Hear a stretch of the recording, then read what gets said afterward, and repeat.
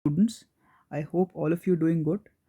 तो आपको याद होगा कि हमने पहले चैप्टर में अपनी पहली वीडियोस के अंदर फर्स्ट चैप्टर 1 कंप्लीट कर दिया था लक्ष्मीकांत का, जिसमें हमने हिस्टोरिकल बैकग्राउंड की बात करी थी। हमने उन एक्ट्स की बात करी थी, government of India acts, Indian councils act, जिसकी वजह से हमारी आज प्रेजेंट डे पॉलिटी शेप हुई है।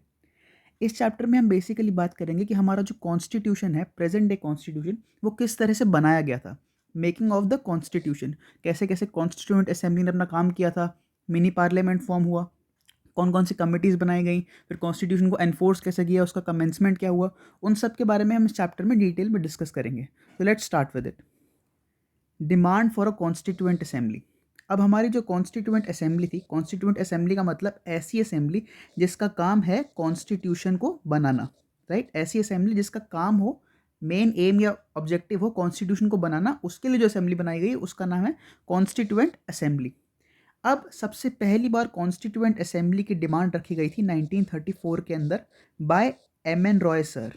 ठीक है, एम एन रॉय जो थे वो कम्युनिस्ट पार्टी के उस टाइम पे बहुत प्रोमिनेंट लीडर थे, और उन्होंने 1934 में ब्रिटिश गवर्नमेंट से सबसे पहली बार डिमांड की थी या मांग की थी for the constituent assembly, right. उसके बाद ये अभी कोई ऑफिशियल डिमांड नहीं थी, बट उसके अगले ही साल 1935 के अंदर कांग्रेस ने ऑफिशियली डिमांड करी कॉन्स्टिट्यूएंट असेंबली बनाने के लिए, जिससे हम अपना फ्रेम कर सके कॉन्स्टिट्यूशन ऑफ इंडिया। और एग्जैक्टली उसके 3 साल बाद 1938 के अंदर जवाहरलाल नेहरू ने on the behalf of Indian National Congress declare कर दिया कि हम अब जो है अपनी कॉन्स्टिट्यूएंट असेंबली बनाएंगे, जो एक सॉवरेन बॉडी होगी, यानी कि उसका कोई एक्सटर्नल इंटरफेरेंस नहीं होगा, बाहर से कोई उसके अंदर इंटरफेयर नहीं करेगा। हमारी एक सॉवरेन बॉडी होगी जो इलेक्ट होगी on the basis of adult franchise, यानी कि वो ऐसी कॉन्स्टिट्यूएंट असेंबली बनेगी जो इलेक्शन से आएगी। इंडियन मास या इंडिया के लोग जो हैं वो उसको इलेक्ट करके कॉन्स्टिट्यूएंट असेंबली बनाएंगे, जिनका काम होगा इंडियन कॉन्स्टिट्यूशन को फ्रेम करना, राइट। तो यही यहाँ पे लिखा हुआ है, इसको हम एक बार पढ़ लेते हैं।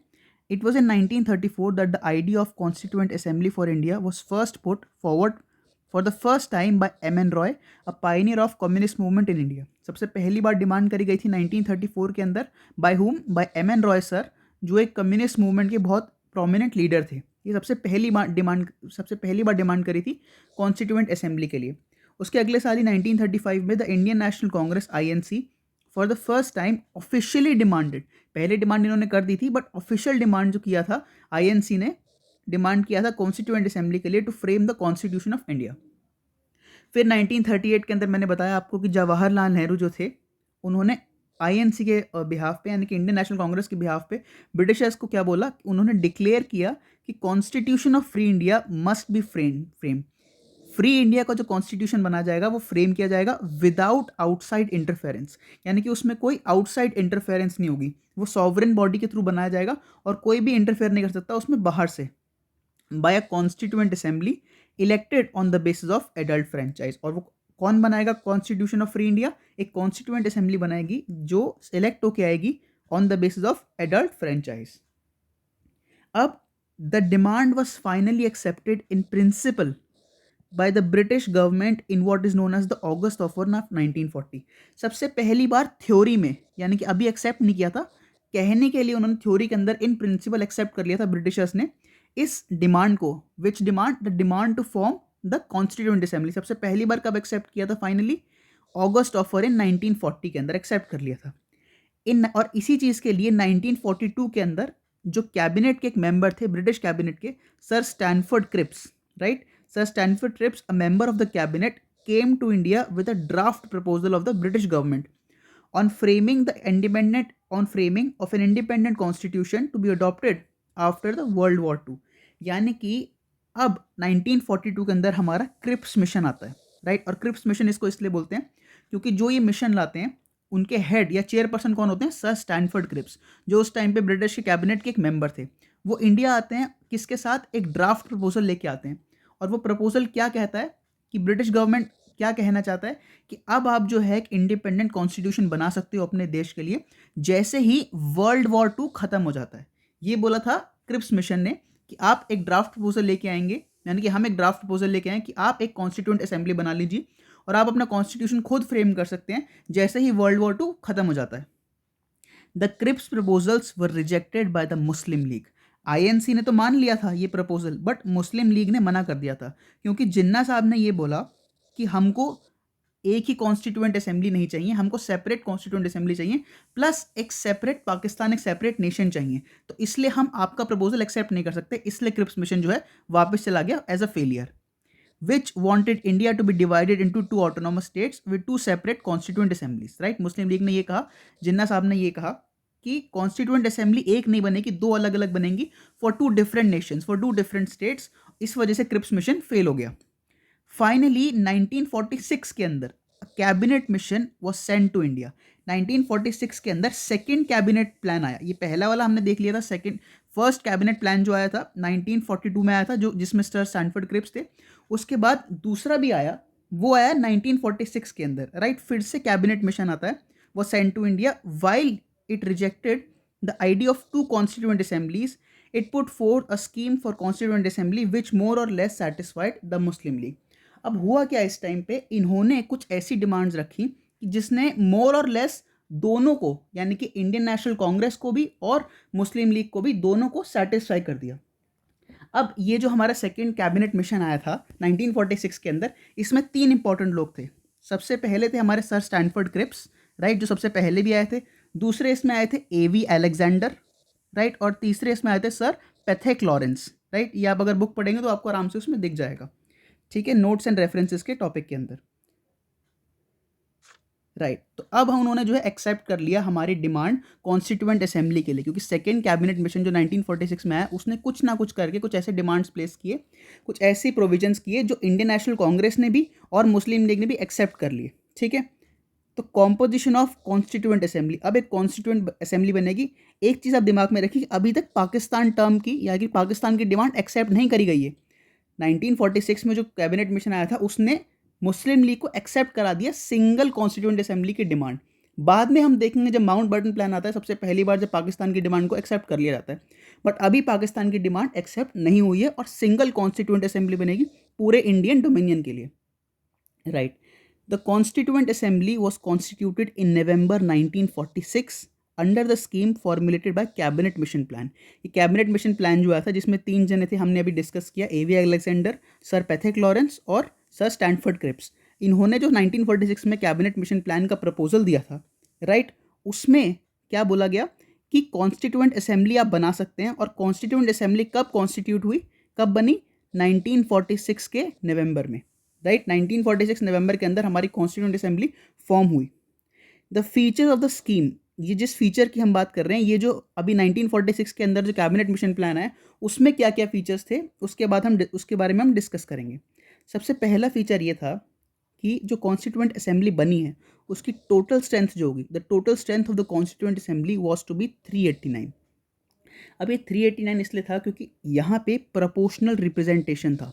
प्रोपोर्शनल रिप्रेजेंटेशन का मतलब हर 10 लाख लोगों के लिए एक इंसान मेंबर बनेगा, यानी कि एक कॉन्स्टिट्यूएंट असेंबली का मेंबर होगा। तो 10 लाख अगर मेंबर होगा, यानी कि 1 मिलियन के लिए 1 पर्सन, इसको हम बोलते हैं क्या, proportional representation.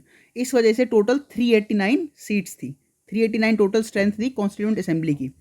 Of these 296 were to be allotted to the British India and 93 to the princely states. अब हम देख सकते हैं कि कितनी स्टेट्स हैं, 389 सीट्स हैं। 389 में क्या क्या डिवीजन है, सबसे पहले 296 है और 93 है। ये 296 उन जगहों के लिए जो डायरेक्ट कंट्रोल में है ब्रिटिश के अंदर, which are under direct control of British government. और ये 93 हैं रजवाड़ास के लिए या फिर प्रिंसली स्टेट्स के लिए। प्रिंसली स्टेट्स या रजवाड़ा से जो भी मेंबर्स आएंगे वो नॉमिनेट होंगे। जो भी उस प्रिंसली स्टेट का हेड होगा, वो अपने प्रिंसली स्टेट से एक मेंबर नॉमिनेट करेगा कॉन्स्टिट्यूएंट असेंबली के लिए। और ये 296 होंगे, ये सब इलेक्ट होंगे। अब ये 296 किस तरह से डिवाइडेड थे, वही हम देख लेते हैं। इस 296 में 292 अलग थे प्लस 4 मेंबर अलग थे। ये 292 कौन से थे, 11 प्रोविंसेस जो गवर्नमेंट की थी, उसमें से ये 292 मेंबर्स आने थे। और 4 जो थे वो चीफ कमिश्नर ऑफ इंडिया की 4 प्रोविंसेस जो थी वहाँ से आने थे।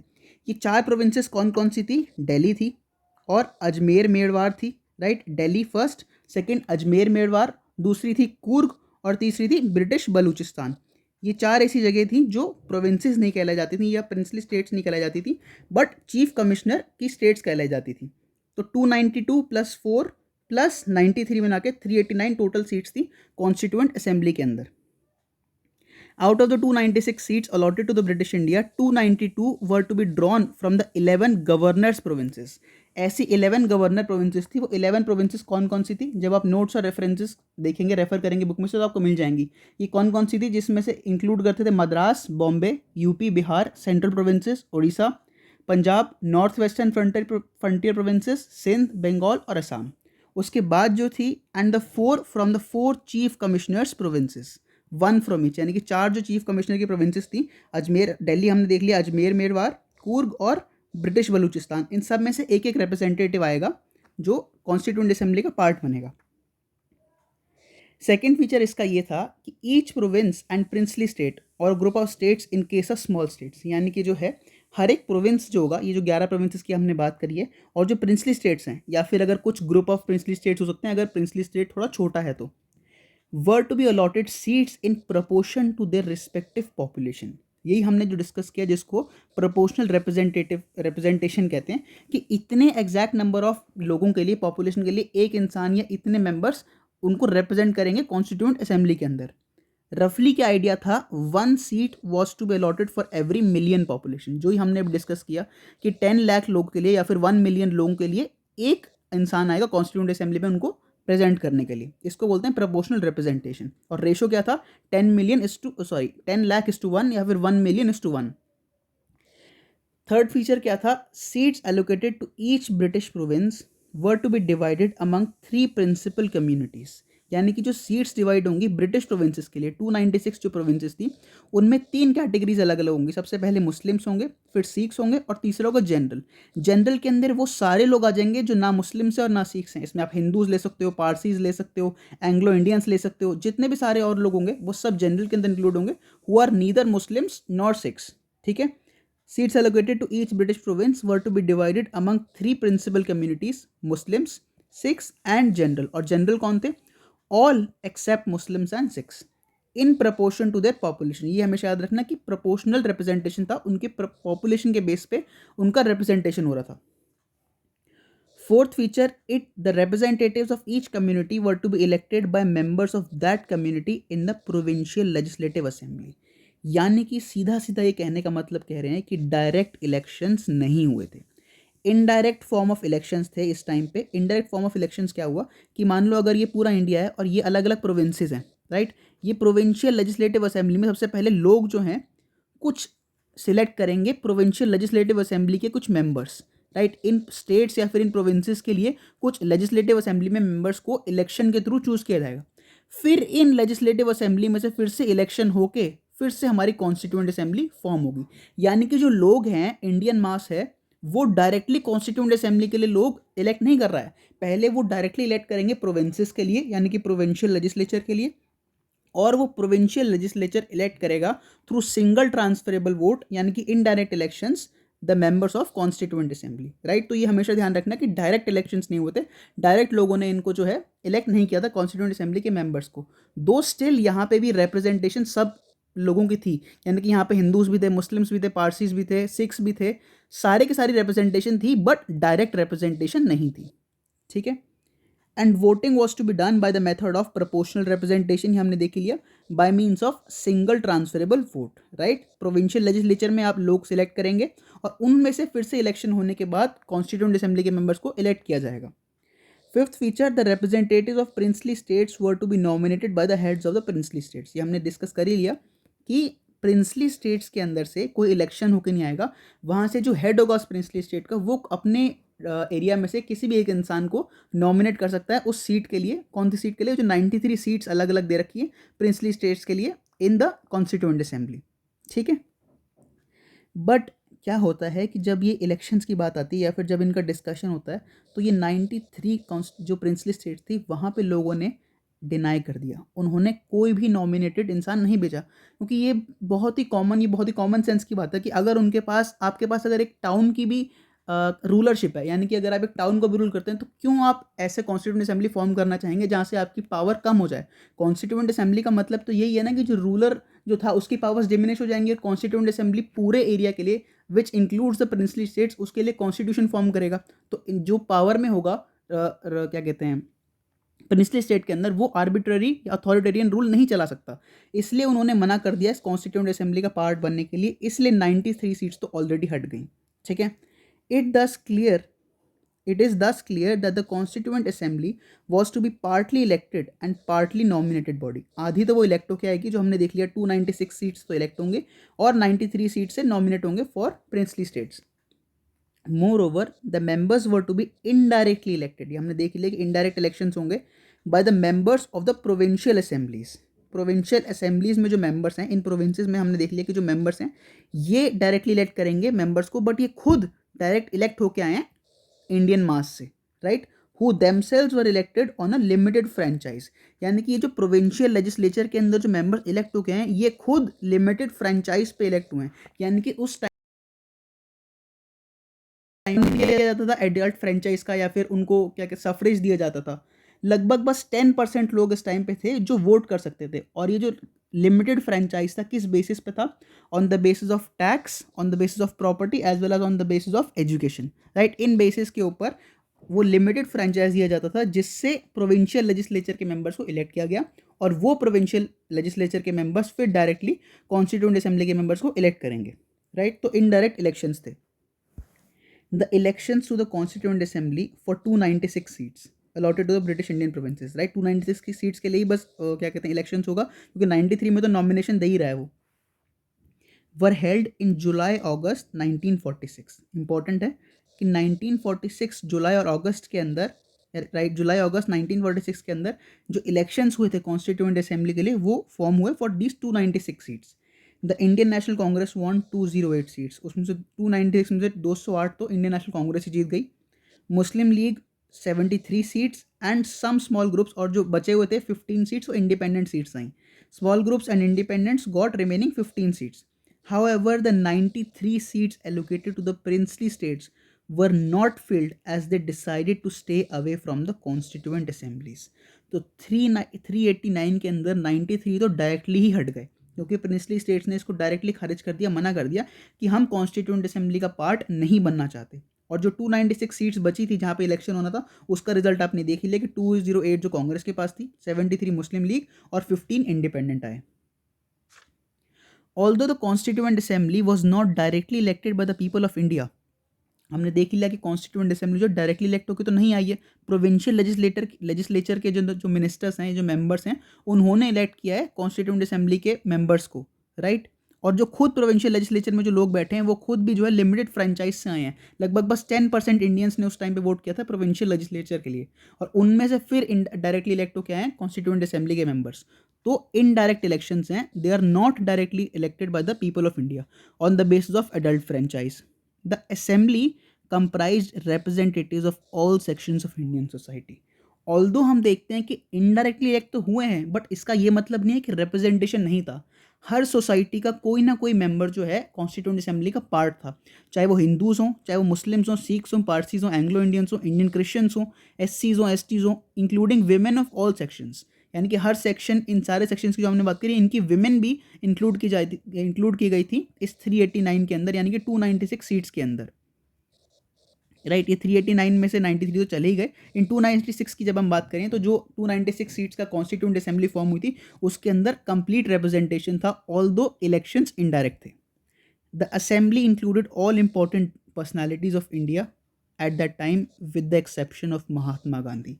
महात्मा गांधी उस टाइम पे ऐसी पर्सनालिटी थे जो पॉलिटिक्स के अंदर तो नहीं आना चाहते थे। उनका सोल रीज़न था कि बस इंडिया को इंडिपेंडेंस दिलाना, उनका कोई मैलिस नहीं था, कोई और पॉलिटिकल ग्रीड नहीं था, एम नहीं था कि मैं आगे कॉन्स्टिट्यूंट असेंबली में फॉर्म होकर मेंबर ऑफ पार्लियामेंट बनूं या फिर पॉलिटिकल पावर गेन करूं। उनका बस सिंपल सा रीज़न था कि इंडिया को इंडिपेंडेंट कराना, इसलिए उन्होंने कॉन्स्टिट्यूंट असेंबली के इलेक्शंस में पार्ट नहीं लिया। इनके अलावा, महात्मा गांधी के अलावा जितने भी उस टाइम पे इंपॉर्टेंट पर्सनालिटीज़ थी, डिग्नेटरीज थी, सब कॉन्स्टिट्यूंट असेंबली के पार्ट बने। बीट जवाहरलाल नेहरू, सरदार वल्लभ भाई पटेल, सरोजनी नायडू, राइट, डॉक्टर राजेंद्र प्रसाद, सब वहाँ पे थे एक्सेप्ट महात्मा गांधी। अब हम बात करते हैं कि हमारी कॉन्स्टिट्यूएंट असेंबली के इलेक्शंस तो हो गए, राइट। 208 सीटें उनकी आ गई, 73 मुस्लिम लीग की आ गई और 15 इंडिपेंडेंट आ गए। बट अब इसका काम किस तरह से होगा, वर्किंग किस तरह से होगा, वो हम डिस्कस करते हैं। Working of constituent assembly. The constituent assembly held it's first meeting on December 9, 1946। First meeting याद रखना, फर्स्ट मीटिंग कब हुई थी? December 9, 1946 के अंदर फर्स्ट मीटिंग हुई थी। The Muslim league boycotted the meeting.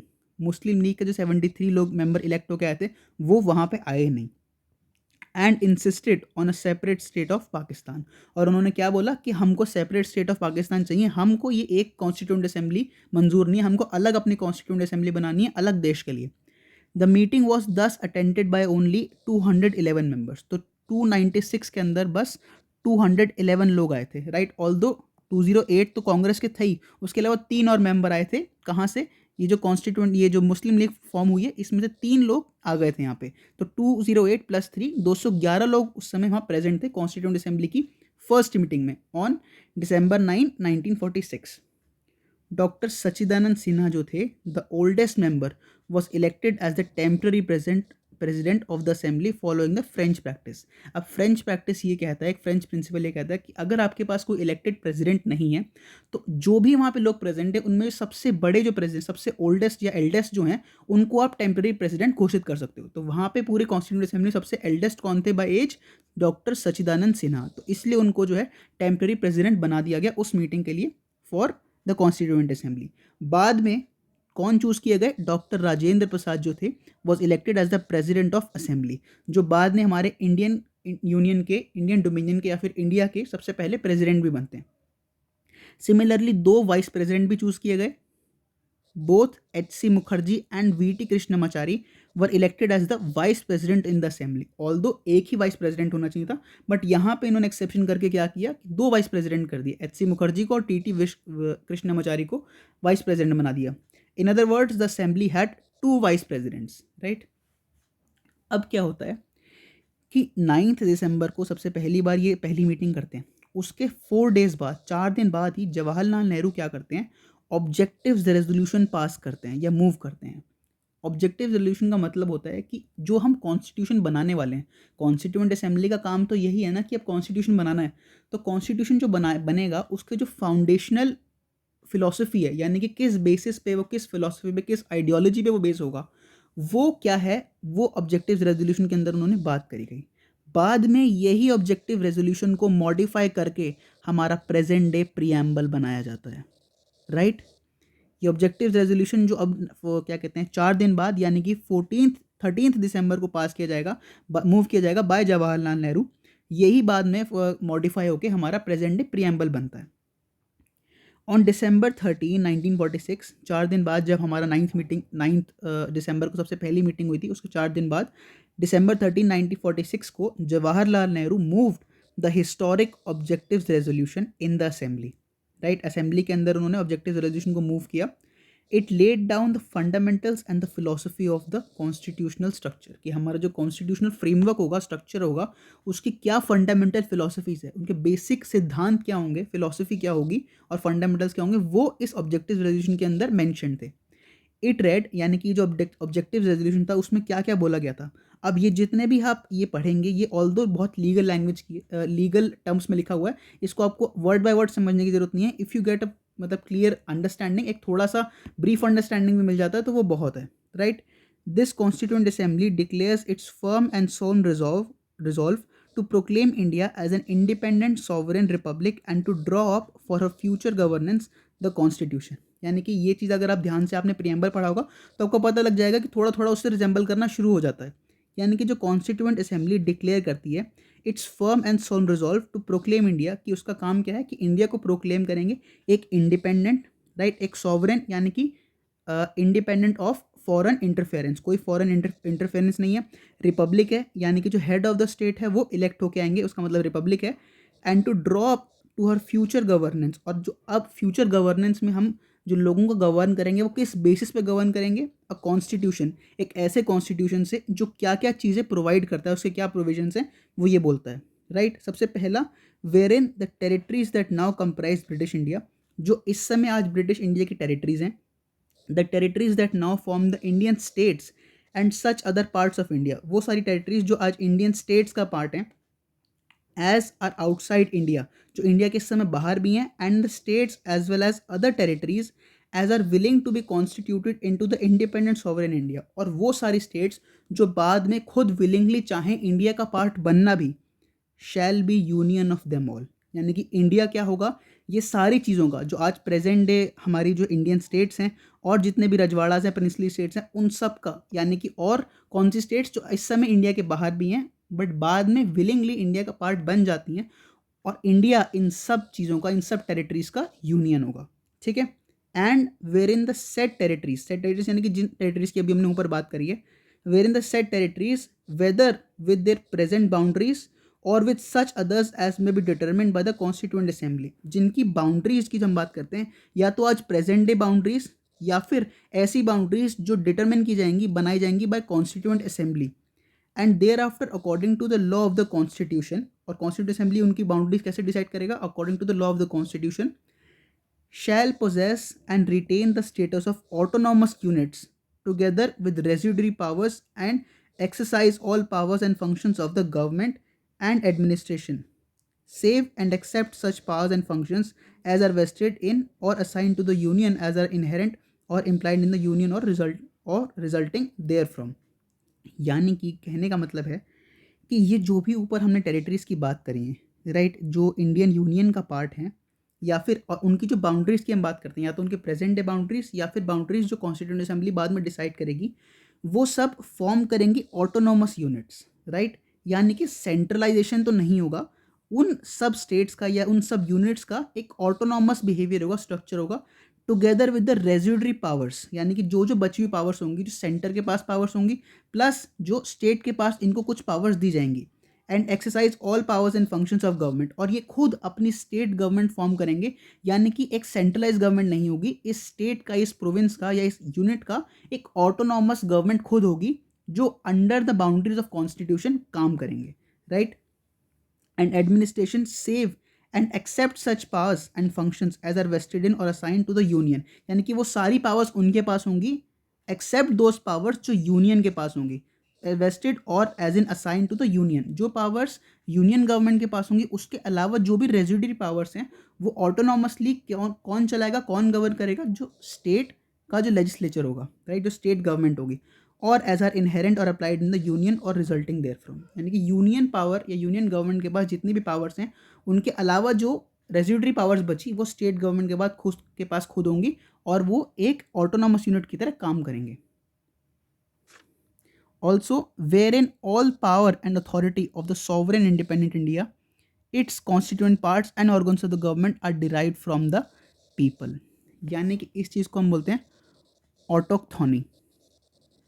ऑटोक्थोनी का मतलब होता है लोग जो इसके जिसके ऊपर काम हो रहा है, जिनके ऊपर गवर्नेंस हो रही है, वही सोर्स ऑफ पावर है, राइट, पूरे कॉन्स्टिट्यूशन का, पूरी की पूरी इंडिपेंडेंट इंडिया का, उसके कॉन्स्टिट्यूएंट पार्ट्स का, ऑर्गन्स ऑफ गवर्नमेंट का सोर्स या पावर या अथॉरिटी कहाँ से डिराइव हो रही है, फ्रॉम द पीपल, यानी कि लोगों के पास हाईएस्ट अथॉरिटी या पावर है देश को चलाने की, राइट, इसको हम ऑटोक्थोनी बोलते हैं। फिफ्थ फीचर इसका क्या है, wherein shall be guaranteed and secure to all the people of India, सारे के सारे इंडियन सिटीजन्स को क्या सिक्योर किया जाएगा, justice social economic and political, अगर आपने प्रीएम्बल पढ़ा होगा तो आपको पता होगा ये उसमें डायरेक्टली कॉपीड है, जस्टिस सोशल इकोनॉमिक और पॉलिटिकल जस्टिस दिया जाएगा, इक्वालिटी दी जाएगी स्टेटस की और अपॉर्चुनिटी की बिफोर द लॉ, फ्रीडम दिया जाएगा थॉट का, एक्सप्रेशन का, बिलीफ, फेथ, वर्शिप, वोकेशन का, एसोसिएशन का and action, subject to law and public morality, और ये जो फ्रीडम है it will be subjected to law, यानी कि ये ऑटोनॉमस नहीं होगा, आर्बिट्ररी नहीं होगा, it will be subjected to law and public morality. उसके बाद and wherein adequate safeguards shall be provided for the minorities, जितने भी दबी हुई क्लासेस हैं, माइनॉरिटीज़ हैं, उनके लिए एडिक्वेट सेफ गार्ड्स रखे जाएंगे, जो आज प्रेजेंट डे कोटा या रिजर्वेशन के लिए रखा जाता है। बैकवर्ड एंड ट्राइबल एरियाज, और माइनॉरिटीज़ बैकवर्ड और ट्राइबल एरियाज़ के लिए गवर्नमेंट कोशिश करेगी, कुछ डायरेक्टिव स्टेप्स लेगी कि उनको एडुकेट सेफ गार्ड्स मिले, and depressed and other backward classes, और इन सब क्लासेस को भी एडिक्वेट सेफ गार्ड मिले। Whereby shall be maintain the integrity of the territory of the republic and its sovereign rights on land, sea and air according to justice and law of civilized nations। यानी कि जितने भी जो हवा होगी, धरती होगी और एयर होगी, सबके ऊपर एक रिपब्लिक कंट्रोल होगा, इंटेग्रिटी मेंटेन की जाएगी of the Indian union, right. और ये सब जस्टिस के हिसाब से होगा and the law of civilized nations, right? Last point, this ancient land attains its rightful and honored place in the world and makes it full and willing contribution to the promotion of world peace and welfare of the mankind। यानी कि moral obligation दे रखा है कि यहाँ पे world peace और welfare of mankind के लिए पूरी कोशिश करेगी जो हमारी ancient land है, इंडिया है, और completely willingly contribute करेगी for the promotion of world peace and welfare of the mankind।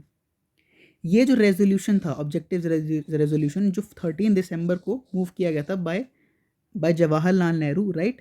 This resolution was unanimously adopted, यानी कि कोई भी, किसी ने भी इसको अपोज नहीं किया। यूनानिमसली का मतलब किसी ने भी इसके अगेंस्ट अपोज नहीं किया। इसको अडॉप्ट कर लिया गया by the assembly on January 22, 1947, right. 13 दिसंबर को ये मूव किया गया और उसके कुछ टाइम बाद, एक महीने बाद ही 2 जनवरी 1947 के ऊपर इसको यूनानिमसली अडॉप्ट कर लिया गया।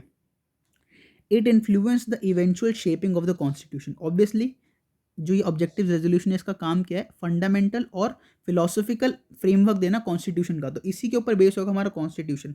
तो इसने शेप किया eventual shaping of the constitution through all it's subsequent changes, यानी कि जितने भी उसके अंदर बाद में चेंजेस आए वो इसके वजह से, इसके थ्रू, इसके रिस्पेक्ट में हुए। It's modified version forms the preamble of the present constitution. इस ऑब्जेक्टिव रेजोल्यूशन का मॉडिफाइड वर्जन जो है हमारा आज प्रेजेंट डे प्रियम्बल है इंडियन कॉन्स्टिट्यूशन का, राइट। अब हमने देख लिया कि 1946 के अंदर तो असेंबली बनी, ठीक है।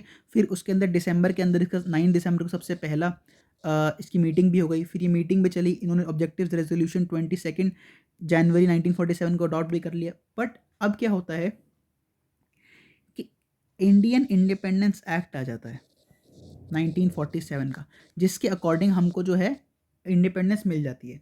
उस इंडियन इंडिपेंडेंस एक्ट के आने की वजह से कॉन्स्टिट्यूएंट असेंबली में क्या क्या चेंजेस होते हैं, फर्दर मॉडिफिकेशंस होती हैं, वो हम यहाँ डिस्कस करेंगे, राइट।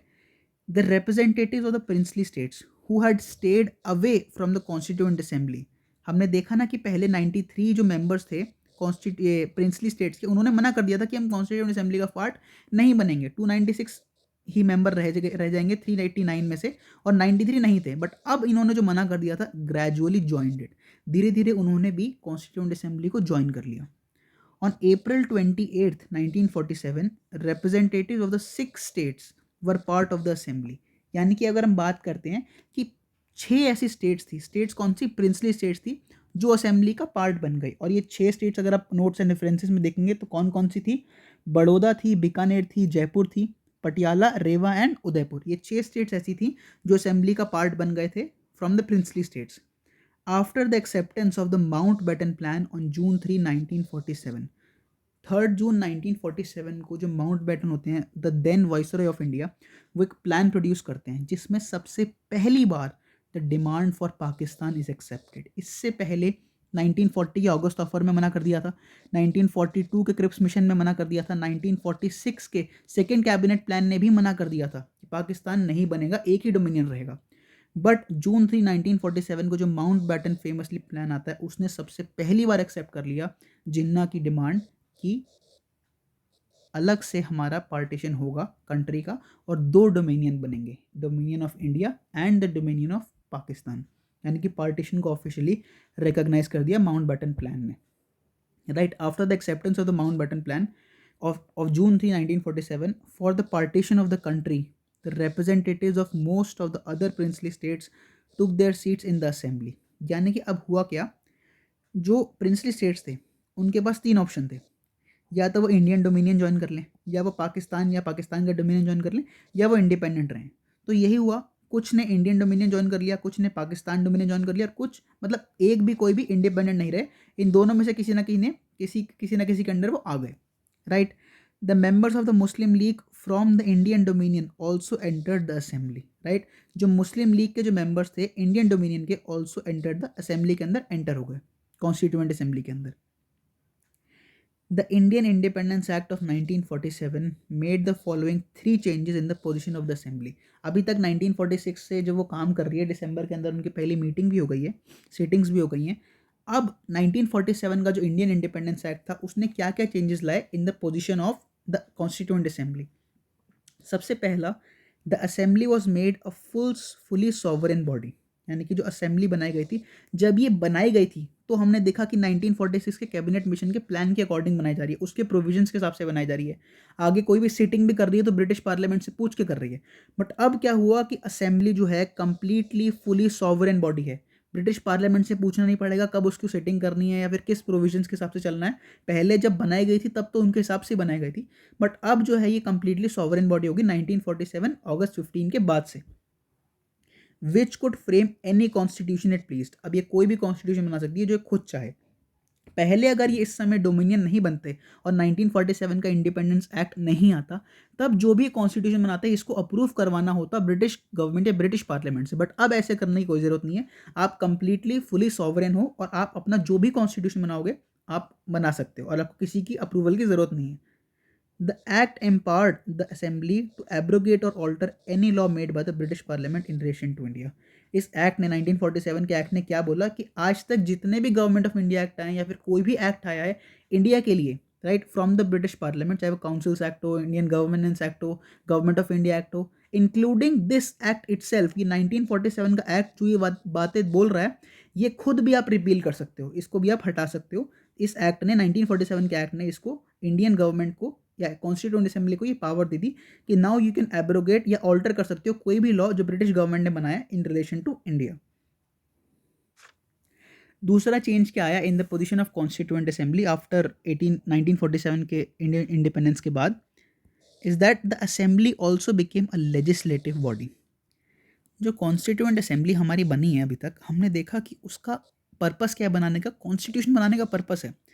बट अब आपको कोई ना कोई ऐसी गवर्निंग बॉडी तो चाहिए, जब ब्रिटिशर्स चले जाएंगे तो कोई ना कोई गवर्निंग बॉडी तो चाहिए जो ऑर्डिनरी लॉज उस टाइम के अंदर बनाएगी, क्योंकि 1947 से 15 अगस्त 1947 से जब ये चले जाएंगे और जब तक हमारा कॉन्स्टिट्यूशन नहीं बन जाता या फिर हमारे नेक्स्ट इलेक्शंस नहीं हो जाते, तो कोई ना कोई पार्लियामेंट तो हमको चाहिए होगा जो हमारे उस टाइम के इन 3 सालों के लिए लॉज बनाएगा।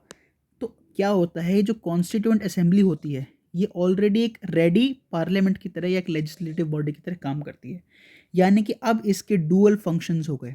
एक एक तो ये कॉन्स्टिट्यूशन बनाएगी लिए, जब भी ये सिटिंग करेगी तो दो अलग अलग तरीक़ों से करेगी। जब भी इसकी सिटिंग होगी, एक तो जब ये कॉन्स्टिट्यूशन फॉर्म करने के लिए, और दूसरा ये मिलेगी एज अ पार्लियामेंट या फिर as a legislative body.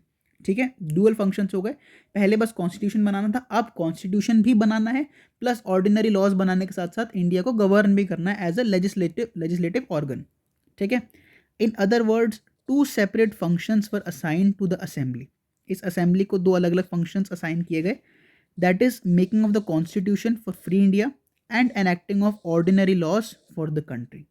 Right, पहला क्या, एक तो कॉन्स्टिट्यूशन बनाओ, फ्रेमवर्क बनाओ इंडिया के लिए, और दूसरा enacting of ordinary laws for the country, यानी कि उस 3 साल के पीरियड के लिए जब तक नेक्स्ट इलेक्शन नहीं हो जाते, उस पीरियड के लिए कोई भी ऑर्डिनरी लॉ अगर आपको बनाना होगा वो यही बनाएगी, यानी कि यही लेजिस्लेचर का काम करेगी। These two task were to be performed on separate days, यानी कि ऐसा नहीं कि अगर किसी दिन कॉन्स्टिट्यूंट असेंबली मिल गई तो कॉन्स्टिट्यूशन का भी काम कर रही है और उसी दिन लेजिस्लेचर का भी काम कर रही है, नहीं, अलग अलग मीटिंग्स में मिलेंगे और सेपरेटली काम करेंगे। ऑल दो मेंबर्स सेम है बट अलग अलग पर्पसेस के लिए अलग अलग दिन मिलेंगे। दस the assembly became the first parliament of free India, यानी कि डोमिनियन लेजिस्लेचर। ये जो कॉन्स्टिट्यूएंट असेंबली बनती है ये सबसे पहला पार्लियामेंट होता है, first parliament of free India, यानी कि डोमिनियन लेजिस्लेचर भी इसको हम कह सकते हैं। इंडियन डोमिनियन का मतलब होता है कि जब 1947 से आप इंडिपेंडेंट हो चुके हो और जब तक आप रिपब्लिक नहीं बने हो 26 जनवरी 1950 तक, इसके बीच के टेन्योर के बीच में आप जब तक डोमिनियन लेजिस्लेचर हो, वो कौन होगा, कॉन्स्टिट्यूएंट असेंबली खुद होगी। Whenever the assembly met as the constituent body, यानी कि जब भी असेंबली मिलती थी उसकी सीटिंग होती थी किस चीज़ के लिए, कॉन्स्टिट्यूशन बनाने के लिए। एज अ कॉन्स्टिट्यूएंट बॉडी जब वो मिलती थी तो उसके चेयरपर्सन कौन होते थे, डॉक्टर राजेंद्र प्रसाद। ये हमने देख ही लिया कि अभी प्रेसिडेंट कौन बनाए गए थे, doctor Rajendra Prasad. And when it met as a legislative body, और जब ये लेजिस्लेटिव बॉडी की तरह मिलती थी, राइट, तब इनके चेयरपर्सन या स्पीकर या हेड कौन होते थे, जीवी मावलंकर। राइट, अब हुआ क्या कि सबसे पहली बार जो कॉन्स्टिट्यूएंट असेंबली मिली थी एज अ डोमिनियन लेजिस्लेचर, वो मिली थी नवंबर 17 1947 के अंदर, राइट। और इनके स्पीकर कौन थे? जीवी मावलंकर, राइट। यानी कि हमने देखा कि ये पहले मिल चुके थे but only as a constituent body. सबसे पहला हमने देखा था कि फर्स्ट मीटिंग 9 दिसंबर को हुई थी 1946 के अंदर। ये जो मीटिंग हुई थी ये एज अ कॉन्स्टिट्यूएंट बॉडी हुई थी and not as a dominion legislative body.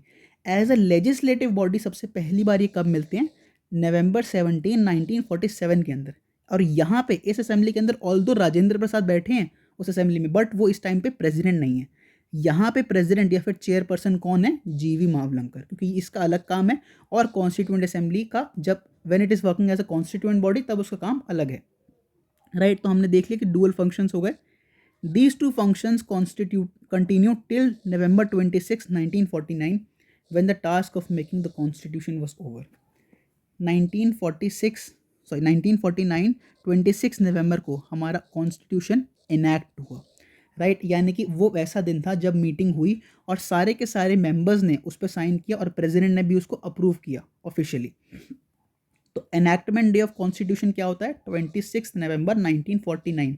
और ये हमारे प्रियम्बल के अंदर भी मेंशन्ड है। ऑल्दो 2 महीने बाद 26 जनवरी को, क्योंकि हमको पूर्ण स्वराज कमेमोरेट करना था जो हमने 1930 के अंदर आफ्टर द लाहौर सेशन किया था, राइट। उसको कमेमोरेट करने के लिए 2 महीने का वेट किया गया और उसको 26 जनवरी को रिपब्लिक डे घोषित किया। थर्ड फीचर क्या था? The Muslim league members hailing from the areas included in the Pakistan, right. अब जो मुस्लिम लीग के जो मेंबर्स हैं जो कौन से एरियाज से आ रहे हैं? Areas included in the Pakistan. अब इस पाकिस्तान में कौन कौन से एरियाज इंक्लूडेड थे? वेस्ट पंजाब था, ईस्ट बंगाल था, नॉर्थ वेस्टर्न फ्रंटियर प्रोविंस थी, सिंध था, ब्रिटिश बलूचिस्तान था और असम की एक छोटी सी डिस्ट्रिक्ट सिलहेट भी इसमें इंक्लूडेड थी, right. Withdrew from the constituent assembly for India. Obviously जब उनको अलग डोमिनियन है, अलग स्टेट बनेगा, अलग नेशन बनेगा, तो वो क्यों इस कॉन्स्टिट्यूएंट असेंबली में अब रहेंगे? Consequently, the total strength of the assembly came down to 299 as against 389 originally fixed in 1946 under the cabinet mission plan. 389 जो लोग थे इस टाइम पे, राइट। सबसे पहले जब 46 के अंदर इसको अप्रूव किया गया था 1946 में according to the second cabinet plan, अब उसमें से 90 कम हो गए, क्योंकि ये 90 लोग कहाँ चले गए? पाकिस्तान के डोमिनियन के लेजिस्लेटिव असेंबली या उन पाकिस्तान का कॉन्स्टिट्यूशन बनाने के लिए जो असेंबली फॉर्म होगी उसके मेंबर्स बन गए। तो अब हमारी स्ट्रेंथ कितनी हो गई?